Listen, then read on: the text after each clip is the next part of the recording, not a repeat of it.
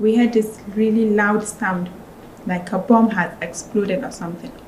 And then all of a sudden, the train was derailed, was just moving, came out of the track. Yeah, it was just moving. All the luggages were falling down. The train wanted to fall down. Was just moving on the gravels, and then all of a sudden, gunshot. I didn't even know it was gunshot because I don't think I've heard gunshot before. It was just some loud stuff, and then the people next to us were like, go down, it's gunshot.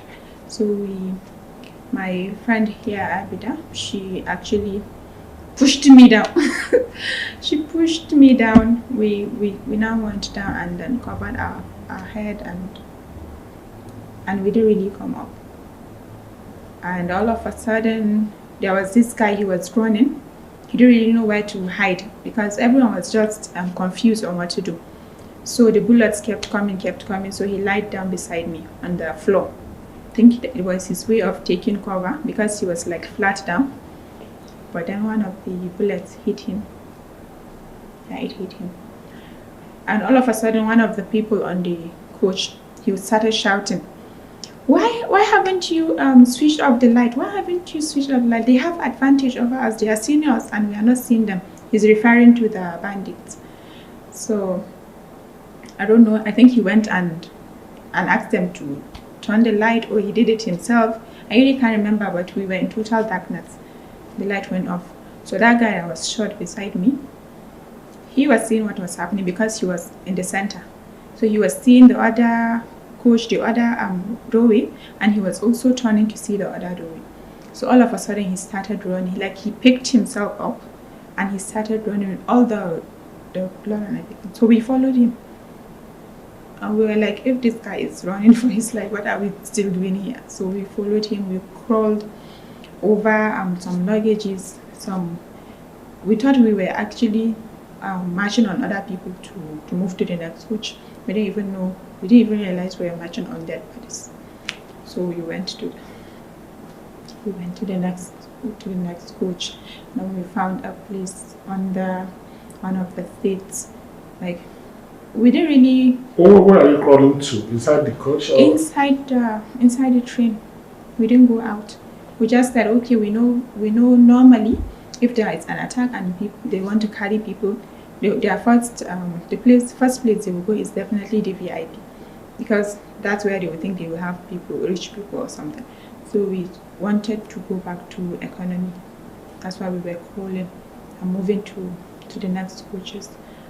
And then our coach, there were like not plenty people.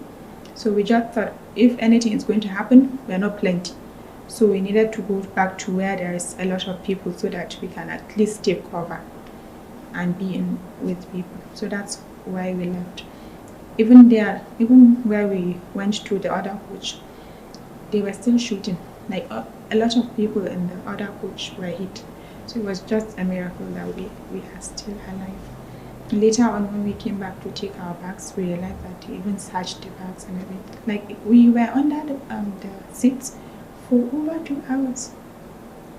Now, between what time and what time? I think it was around 8 something to around 10 something. Around 8 something to around 10 something. Like, we couldn't even move because I was on top of somebody and someone was on top of me. And that I was on top of one man. I don't even know, I can't even remember him. But I was on top of him for 2 hours. And my friend here, she was on top of me. And another guy, one old man was on top of her too.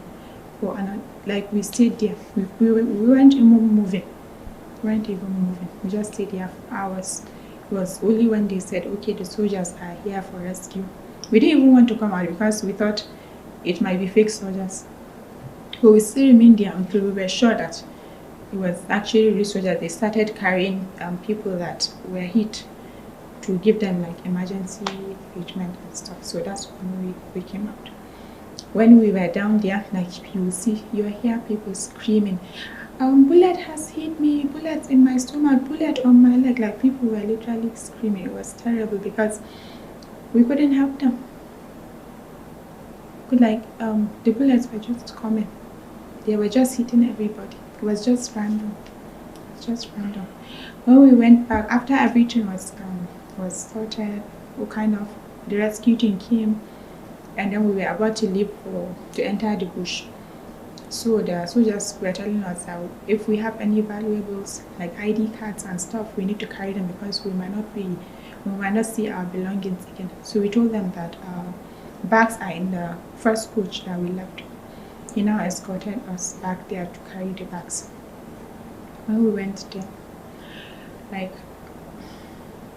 we were just lucky to have left. We heard that they packed everyone that was there.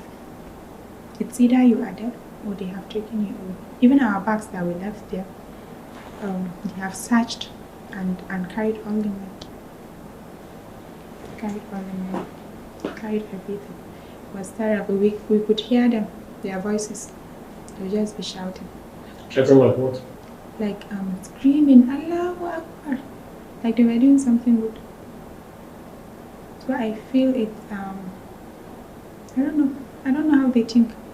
How do they look like? And what ages do you think they are? I can't remember how they look like, but someone said that he saw they looked like Oyibo children.